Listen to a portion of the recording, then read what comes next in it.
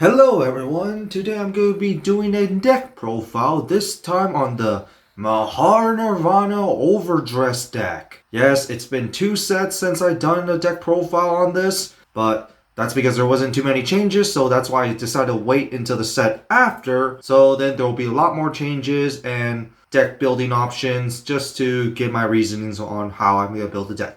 Especially because set 4 is a really game-changing set for the D format. With the evolutions of our start decks, we got Mahar Nirvana, and it also made set 3 kind of make a lot more sense. Because Expect Us seemed very underwhelming at first, but now with the new Mahar Nirvana along with the new Vairina, it actually makes a lot more sense why Expect Us design is the way it is. So I kind of see a trend with Bushiroad here where they make one previous set where they make it seem underwhelming, and then next set, that's actually the reason why they made it look underwhelming because it's for that one set. So with this new support wave, we got the new Evolve Nirvana, which basically kind of changed this deck how it functions in general, and also a new finisher. Yes, it will replace Urger, but I prefer Grade 4s. And also, the new set also brought back Grade 4s, which I'm very happy about, because Grade 4s did not really get much attention other than G era, but I don't really count G units as the main attention for Grade 4s. But main deck Grade 4s is actually what I really care about.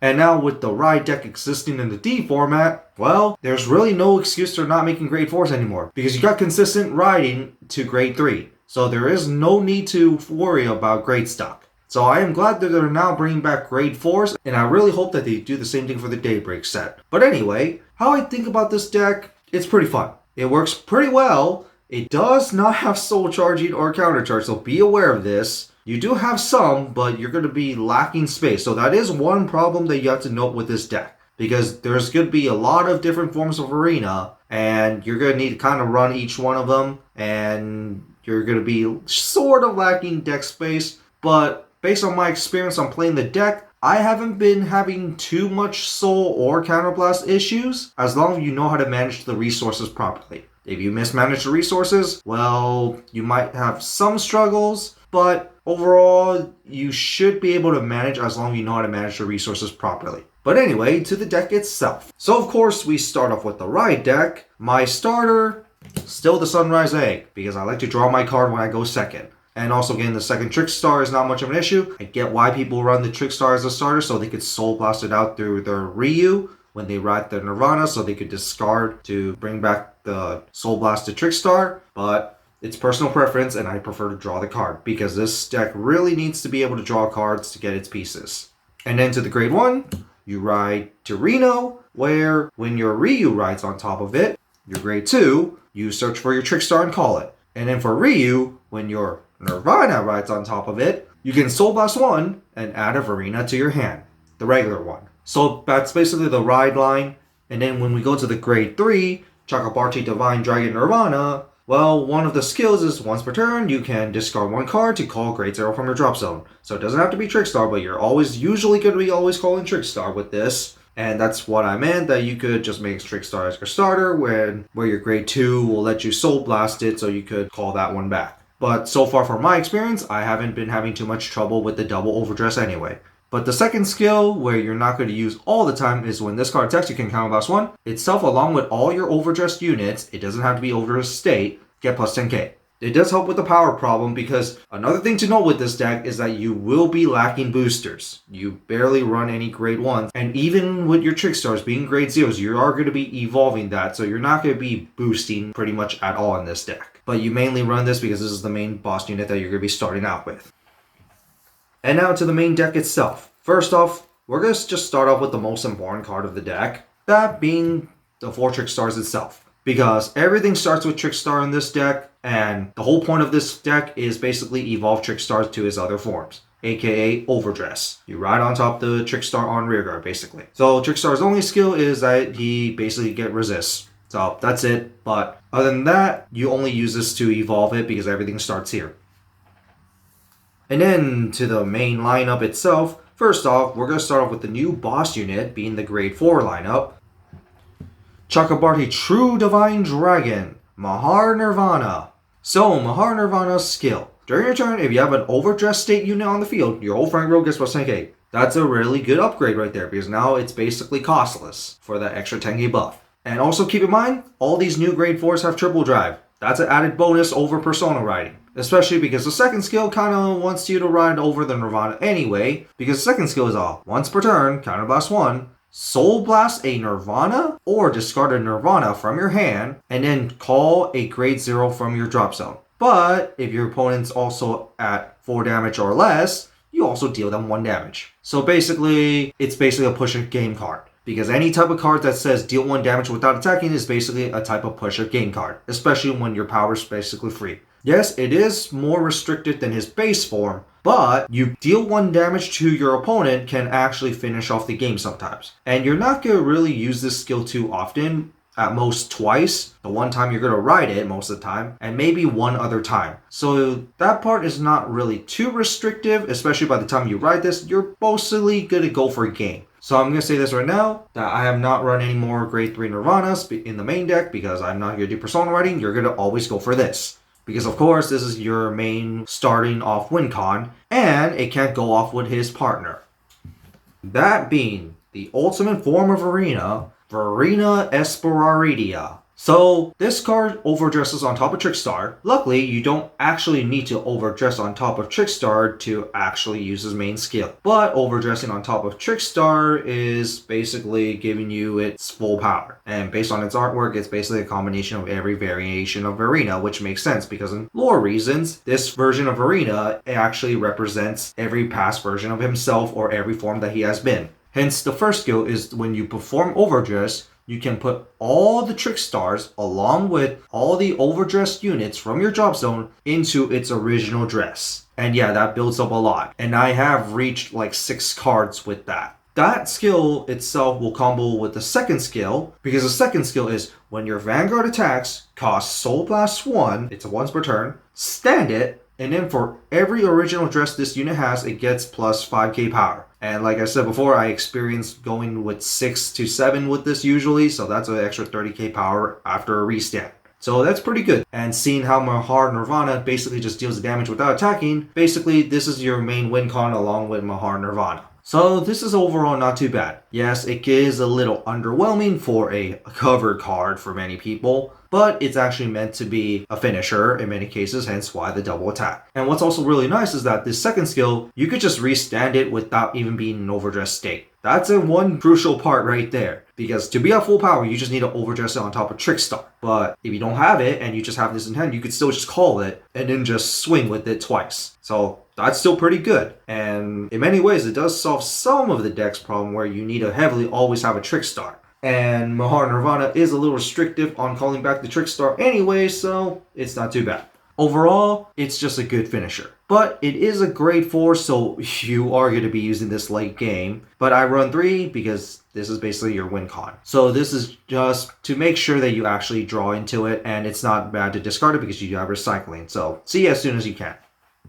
So that's it for the grade 4 lineup. To the grade 3 lineup, the card that finally now makes sense, Vairina Expecta. So first off, you overdress this on top of a unit in overdress state. So basically you have to further evolve it, which is meh sometimes, and it can be bricky, but most of the time you're not going to have a problem. And its skill is that this card gains the power of all of its original dress, and it's on both players' turns. That's an upside compared to Esperidia, because Esperidia only gains it for your one attack. This one actually has a permanent power. So that itself is pretty good. But against the prison matchup, you want to use the second skill, because the second skill is when this card attacks, if both players are at grade 3, you can counterblast 1, and this card gets plus 15k 1 crit, and at the end of battle, you discard all its dress. Yes, you are going to discard all its dress, which means that you can't use the second skill again, and this basically just becomes a vanilla. But thanks to Esperita, this card actually makes a lot of sense because you do want to discard all the dress. So next turn, you can use Esperidia and then put all those discarded dress into Esperitia's dress. That's basically why. And it's also a very good pressure card when you hit grade 3.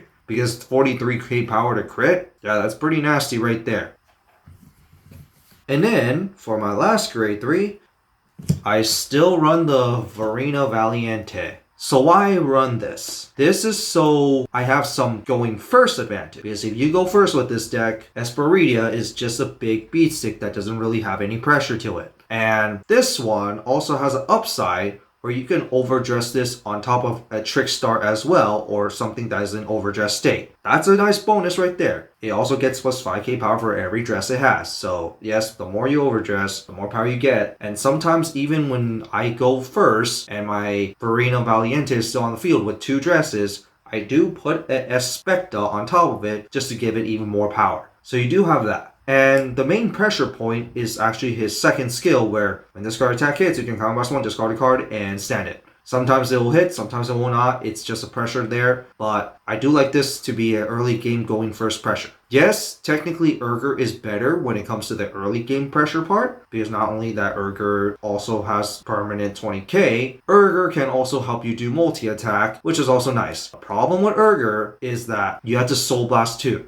And the taxing on the soul is really heavy, especially when your main game plan for this deck is to win with Esperidia. So I rather just run the Valiente, especially when this card can have more overdressing targets. So Valiente, in my opinion, just has more consistency to it than Urger. Yes, Urger is better, but Urger is soul taxing, so that is a little issue I have with it for this deck. And like I said before, in the beginning, there's really no way to soul charge or counter charge in this deck. But you do have ways to manage your resources properly, and Urger is just going to make it even worse with Soul Blasting too. But it does have the advantage of being a 15k interceptor. So it's personal preference, but I prefer Valiente for more consistency.